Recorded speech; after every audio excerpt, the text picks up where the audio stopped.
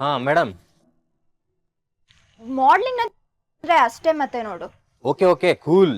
ಈ ಮಾಡೆಲ್ನ ಲವ್ ಮಾಡಿ ನನ್ಗೆ ಏನ್ ಸಿಗುತ್ತೋ ಇಲ್ವೋ ಗೊತ್ತಿಲ್ಲ, ಆದ್ರೆ ಕಣ್ಣಿಗೆ ಮಾತ್ರ ಒಳ್ಳೆ ಹಬ್ಬ. ಅದೇನ್ ಚಂದ ಚಂದ ಹುಡುಗಿರ್ನ ಸೃಷ್ಟಿ ಮಾಡಿದನೋ ಆ ಭಗವಂತ. ಓ ಅದಕ್ಕೇನ ಮತ್ತೆ ಎಲ್ಲೇ ಶೋ ಇದ್ರು ಬಾಯಿ ಬಿಟ್ಕೊಂಡು ಕೂರೋದು. ನೋಡು, ನನ್ನನ್ ಬಿಟ್ಟು ಬೇರೆ ಹುಡುಗಿರ್ನ ನೋಡಿದ್ರೆ ಅಷ್ಟೇ ಮತ್ತೆ. ಅಯ್ಯೋ, ನಾನೆಲ್ಲ ಅವ್ರನ್ನೆಲ್ಲ ನೋಡ್ದೆ. ನೀನ್ ಯಾವಾಗ ಬರ್ತೀಯ ಅಂತ ಕಾಯ್ತಾ ಇದ್ದಾಗ ಅವ್ರು ಬಂದ್ರೆ ನಾನೇನ್ ಮಾಡ್ಲಿ? ಹುಡುಗರು ಚೇಂಜ್ ಆದ್ರೂ ಅವ್ರ ಕಣ್ ಮಾತ್ರ ಚೇಂಜ್ ಆಗಲ್ಲ ಬಿಡು. ಈ ಕಣ್ಣು ನಿನ್ನನ್ ಮಾತ್ರ ನೋಡ್ಬೇಕು ಅಂದ್ರೆ ನಾವಿಬ್ರು ಆದಷ್ಟು ಬೇಗ ಮದ್ವೆ ಆಗ್ಬೇಕು.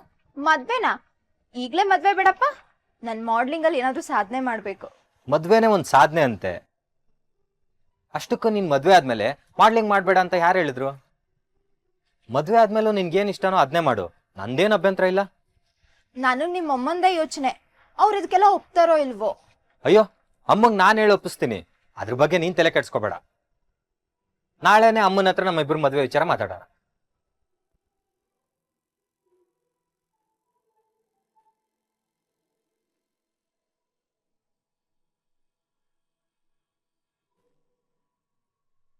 ನನ್ನ ಮಗ ನನಗೆ ಕೆಲಸ ಕಡಿಮೆ ಮಾಡ್ದ.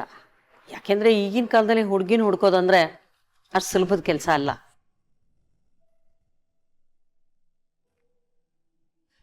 ನಿಮ್ಮಿಬ್ಬರು ಮದುವೆಗೆ ನನ್ನ ಅಭ್ಯಂತರ ಏನಿಲ್ಲ. ಆದರೆ ಈ ಮಾಡ್ಲಿಂಗು ಇದೆಲ್ಲ ನಮ್ಮ ಕುಟುಂಬಕ್ಕಲ್ಲ. ಯಾಕೆ ಹೇಳ್ತೀನಿ ಅಂದರೆ, ನಮ್ಮದು ತುಂಬ ಸಂಸ್ಕಾರ ಇರುವಂಥ ಕುಟುಂಬ. ಅಮ್ಮ, ಮಾಡ್ಲಿಂಗ್ ಅಂತಂದ್ರೆ ಅದೊಂದು ಫೀಲ್ಡ್ ಅಷ್ಟೇ. ಮಾಡ್ಲಿಂಗ್ ಅಂದ ತಕ್ಷಣ ಚಿಕ್ಕ ಚಿಕ್ಕ ಬಟ್ಟೆ ಹಾಕೊಂಡು ರ್ಯಾಂಪ್ ನಲ್ಲಿ ಹೆಜ್ಜೆ ಹಾಕೋದಲ್ಲ. ಟಿವಿಲಿ ನೀನ್ ಸೀರಿಯಲ್ ನೋಡುವಾಗ ಬರುತ್ತಲ್ಲಮ್ಮ ಅಡ್ವರ್ಟೈಸ್ಮೆಂಟ್, ಅದು ಮಾಡ್ಲಿಂಗೆ.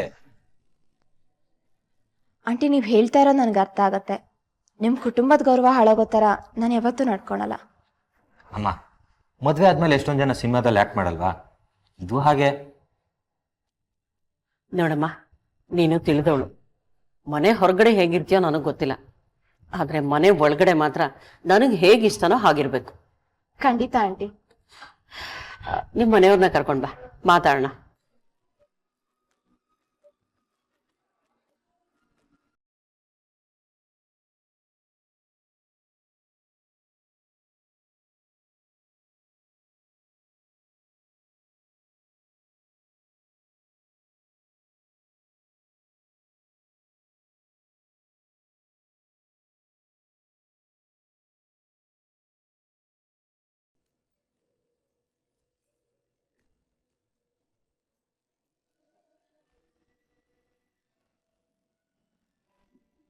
ಶುರು ಆಯ್ತಾ ನಿಂದು? ಮದುವೆ ಆಯ್ತಲ್ಲ, ಇನ್ನೇನು ಶುರು ಮಾಡೋದೆ. ಇದಕ್ಕೆಲ್ಲ ಇನ್ನೂ ತುಂಬಾ ದಿನ ಕಾಯ್ಬೇಕಾಗತ್ತೆ ಸರ್. ಸರಿ ಮೇಡಮ್, ನಿನ್ ತಾಯಿ ಆಗ್ಬೇಕು ಅಂದ್ರೆ ನಾನು ನಿನ್ ಜೊತೆ ಇರಬೇಕು. ಅದೇ ನೀನ್ ದೊಡ್ಡ ಮಾಡಲ್ ಆಗ್ಬೇಕು ಅಂದ್ರೆ ನಾವಿಬ್ರು ದೂರ ಇರಬೇಕು ಅಲ್ವಾ?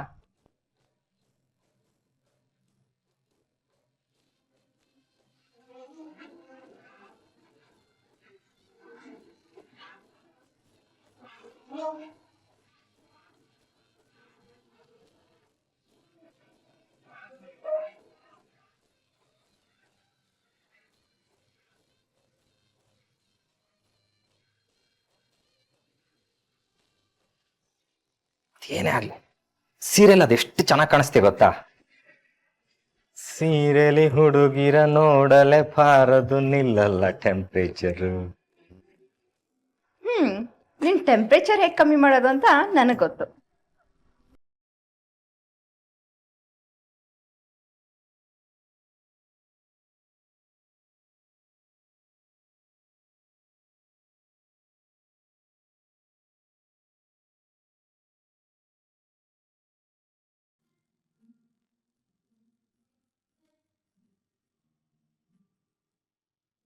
ಅತ್ತೆ, ನಾನು ದೇವಸ್ಥಾನಕ್ಕೆ ಹೋಗಿ ಬರ್ತೀನಿ. ಹೌದಾ, ದೇವಸ್ಥಾನಕ್ಕೆ ಹೋಗ್ತಿದ್ಯಾ? ಹೋಗ್ಬಮ್ಮ. ಹಾಗೆ ವಿಶಾಲ್ ಹೆಸರಲ್ಲಿ ಅರ್ಚನೆ ಮಾಡಿಸ್ಕೊಂಬ. ಸರಿ ಅತ್ತೆ.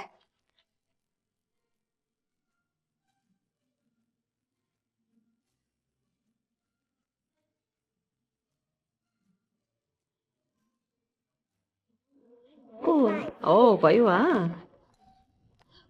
ವೈಭವಿ, ಬೆಲ್ಲ ಆಯ್ತು ನೋಡಿ ಯಾರು ಬಂದ್ರು ಅಂತ. ಹಾಕು ಹಾಕು. ಸೂಪರ್. ನೀನ್ ಹಾಡು. ತಗೋ. ಏ ಏ ಯಾರಪ್ಪ ನೀವು? ಅಯ್ಯೋ, ಏ ಯಾರು ನೀವು? ಅತ್ತೆ, ಏ ಬಿಡಪ್ಪ ಕೈಗೆ. ಅಮ್ಮ.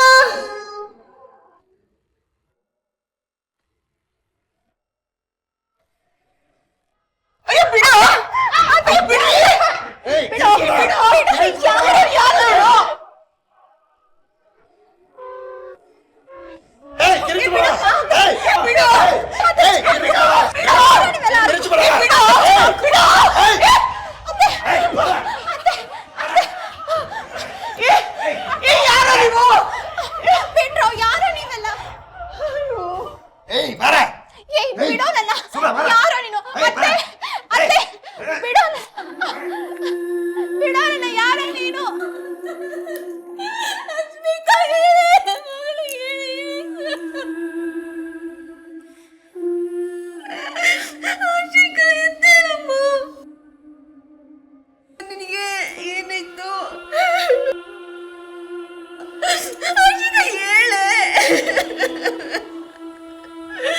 ಅಮ್ಮ ಪುಟ್ಟ ಹೇಳಮ್ಮ, ಏನಾಯ್ತಮ್ಮ?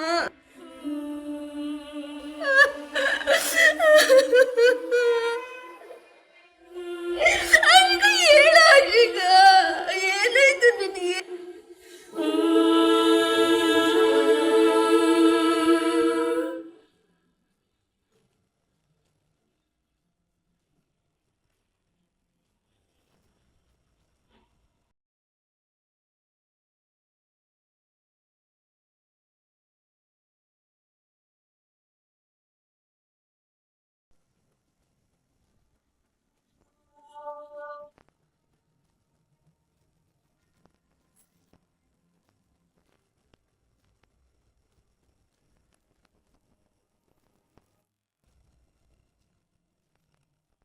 ಸರ್, ಮನೆಯಲ್ಲಿರೋ ಚಿನ್ನನೆಲ್ಲ ದೋಚ್ಕೊಂಡು ಹೋಗಿದ್ದಾರೆ. ಜೊತೆಗೆ ರಾಜಲಕ್ಷ್ಮಿ ಅವ್ರ ಕೊಲೆ ಆಗಿದೆ. ಹಾಗೇನೆ ಶುಭ ಮೇಲೆ ರೇಪ್ ಆಗಿದೆ. ಶುಭ ಮತ್ತೆ ರಶ್ಮಿಕಾ ಸ್ಥಿತಿ ಕ್ರಿಟಿಕಲ್ ಆಗಿದೆ. ಅವ್ರನ್ನ ಹಾಸ್ಪಿಟ್ಲಿಗೆ ಕಳಿಸಿದ್ದೀನಿ. ಹೌದಾ? ವಿಚಿತ್ರವಾಗಿದೆ. ಸಾಮಾನ್ಯವಾಗಿ ಕಳ್ಳತನ ಮಾಡಕ್ ಬರೋರಿಗೆ ಈ ತರ ಕೊಲೆ ಅಥವಾ ರೇಪ್ ಮಾಡೋ ಉದ್ದೇಶ ಇರಲ್ಲ. ಸರ್, ಮೋಸ್ಟ್ಲಿ ಕಳ್ಳರನ್ನ ತಡೆಯಕ್ಕೆ ಹೋದಾಗ ಕೋಪದಲ್ಲಿ ಮರ್ಡರ್ ಆಗಿರ್ಬೋದು. ಅದು ಓಕೆ, ಆದ್ರೆ ರೇಪ್? ಸರ್, ಮೋಸ್ಟ್ಲಿ ನನಗನ್ಸುತ್ತೆ ಕಳ್ಳರು ಇದನ್ನೆಲ್ಲ ಪ್ಲಾನ್ ಮಾಡ್ಬೇಕಾದ್ರೆ ಶುಭನ್ ಮೇಲೆ ಒಂದು ಕಣ್ ಬಿದ್ದಿತ್ತು ಅನ್ಸುತ್ತೆ. ಸರಿ, ಎಲ್ಲೆಲ್ಲಿ ಫಿಂಗರ್ ಪ್ರಿಂಟ್ ಸಿಗುತ್ತೆ ಅಂತ ಚೆಕ್ ಮಾಡಿ. ಹಾಗೆ ಮನೇಲಿ ಏನೇನು ಕಳ್ಳತನ ಆಗಿದೆ ಅದ್ರದ್ದೊಂದು ಲೀಸ್ಟ್ ಮಾಡಿ. ಮನೇನ ಲಾಕ್ ಮಾಡಿ, ಆಮೇಲೆ ಬಾಡಿನ ಪೋಸ್ಟ್ ಮಾಡೋದು ಕಳಿಸಿ. ಸರಿ ಸರ್.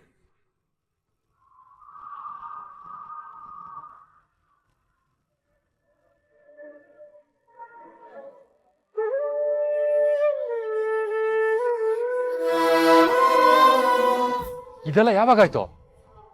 ರಶ್ಮಿಕಾ ಇವಾಗ ಹೇಗಿದ್ದಾಳೆ? ಅವಳ ತಲೆಗೆ ಪೆಟ್ಟು ಬಿದ್ದಿದೆ, ಕೋಮದಲ್ಲಿದ್ದಾಳೆ. ಡಾಕ್ಟರ್ ಹೇಳಿದ್ದಾರೆ ಏನು ತೊಂದರೆ ಇಲ್ಲ, ಪ್ರಜ್ಞೆ ಬರುತ್ತೆ ಅಂತ. ನೀವು ಆದಷ್ಟು ಬೇಗ ಅಲ್ಲಿಂದ ಹೊರಟು ಬನ್ನಿ. ಈಗ ಸಡನ್ ಆಗಿ ಹೆಂಗ್ ಬರಕ್ಕಾಗತ್ತೆ? ಕೆಲ್ಸಕ್ಕೆ ಸೇರಿನ 1 ತಿಂಗಳು ಆಗಿಲ್ಲ. ನೋಡು, ನಾನು ಬರೋರ್ಗೂ ಕಾಯ್ಬೇಡಿ, ಎಲ್ಲ ಕೆಲ್ಸನೂ ಮುಗಿಸ್ಬಿಡಿ. ನಿಮ್ಗೆ ನಿಮ್ ಮಗಳಿಗಿನ ಕೆಲ್ಸನೇ ಹೆಚ್ಚಾಯ್ತಾ? ವೈಭವಿ ಅದಂಗಲ್ಲ, ನಾನು ಬರೋದ್ರಿಂದ ಏನೋ ಚೇಂಜ್ ಆಗತ್ತಾ? ನೋಡು, ನೀನ್ ರಶ್ಮಿಕನ್ ಚೆನ್ನಾಗಿ ನೋಡ್ಕೋ. ಆ ಟ್ರೀಟ್ಮೆಂಟ್ಗೆ ಏನ್ ದುಡ್ಡು ಬೇಕೋ ನಾನು ಅದನ್ನ ಅಕೌಂಟ್ಗೆ ಹಾಕ್ತೀನಿ. ಹಲೋ ಹಲೋ,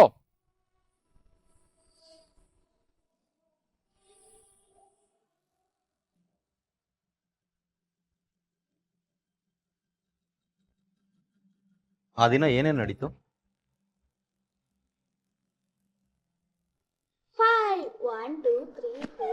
ತಗೋ. ಯಾರಪ್ಪ ನೀವು? ಅಯ್ಯೋ, ಒಂದ್ 3-4 ಜನ ಮುಖಕ್ಕೆ ಮಂಕಿ ಕ್ಯಾಪ್ ಹಾಕೊಂಡ್ ಬಂದು ಮನೆಗ್ ನುಗ್ಗಿದ್ರು. ನಮ್ನೆಲ್ಲ ಹೊಡೆದು ಚಿನ್ನ ದುಡ್ಡನ್ನೆಲ್ಲ ದೋಚ್ಕೊಂಡು ಹೋದ್ರು. ಅವ್ರು ಬಂದ ಕೂಡಲೇ ಸೀದಾ ರೂಮ್ಗೆ ಹೋದ್ರ ಅಥವಾ? ಮೊದ್ಲು ನಮ್ಮೇಲೆಲ್ಲ ಅಟ್ಯಾಕ್ ಮಾಡಿದ್ರು. ನನ್ನನ್ನ ಒಬ್ಬ ತಳ್ಬಿಟ್ಟ, ನನ್ ಕೆಳಗಡೆ ಬಿದ್ದೋದೆ.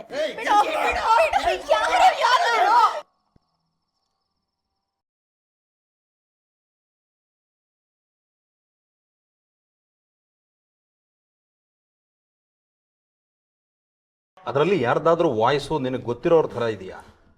ಇಲ್ಲ, ಅದೇನೋ ನಂಗೆ ಗೊತ್ತಾಗ್ಲಿಲ್ಲ. ಸರಿ, ಮನೇಲಿರೋ ಗಂಡಸರೆಲ್ಲ ಎಲ್ಲಿ ಹೋಗಿದ್ರು? ಅಪ್ಪ ದುಬೈಯಲ್ಲಿದ್ದಾರೆ, ಒಬ್ರು ಚಿಕ್ಕಪ್ಪ ಜಗಳ ಆಡಿ ಬೇರೆ ಆಗಿದ್ದಾರೆ. ಇನ್ನೊಬ್ರು ಯಾವಾಗ್ಲೂ ಒಂದ್ಸಲ ಮನೆಗೆ ಬರ್ತಿರ್ತಾರೆ.